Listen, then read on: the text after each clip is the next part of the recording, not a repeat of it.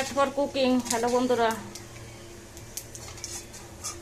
আজকে একটা নতুন রেসিপি দেখানোর জন্য রেডি হয়েছি। এই যে এলাচ ভাইজে রাখলাম, জিরে ফোড়ন দিচ্ছি, কাঁচা লঙ্কা, রান্না শুরু করে দিচ্ছি। জালটা একটু কমাই দিই, নাহলে হবে না। তার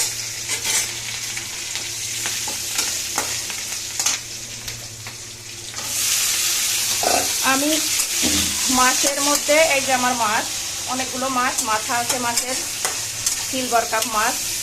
আমি পটল আর আলু দিয়ে রান্না করব। পটল দেখেন এই যে সুন্দর করে কাটে দিচ্ছে চম্পা, পিস কাঁচা কাঁচা। আমি এটাকে তেল দিয়ে লবণ হলুদ মাখায় ভাজছি। এখন হচ্ছে আমি রান্না শুরু করলাম। আর আলু কাটছি, আলুটা একবারে আমি দিয়ে দিলাম, দিয়ে ফোড়ন দিচ্ছি, কাঁচা লঙ্কা। আর হচ্ছে আপনার আলু এখন দিচ্ছি, একটু ভালো করে ভেজে নিয়ে এর সাথে মশলা অ্যাড করে দেবো। আজকে আমি পেঁয়াজ দিয়ে মাছ রান্না করবো। পেঁয়াজ, জিরে, আদা, এটা বাটা, এটা দিয়ে আমি রান্না করব।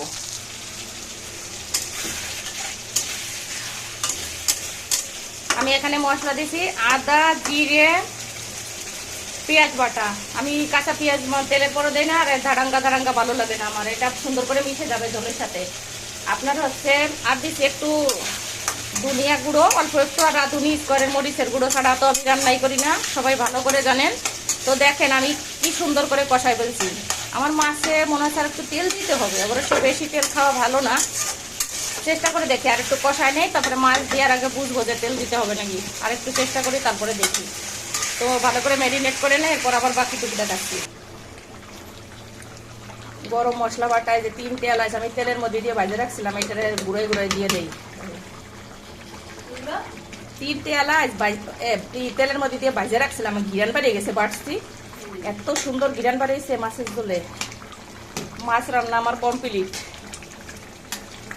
এতে লবণ, তেল, ঝাল, কালার সবকিছু মিলাই কম্বিনেশনটা করে ফাটাফাটি হয়েছে। রান্না শেষ। সবাই আমার চ্যানেলটা ফলো করবেন। আমার ইউটিউব চ্যানেল আছে রীতা নাগ ডেইলি ব্লগ, আর আমার পেজ হচ্ছে মিথিলা বোস, ময়রাশি থরেশিল আকার একটু স্পেস দিয়ে বকা দন্তেশ।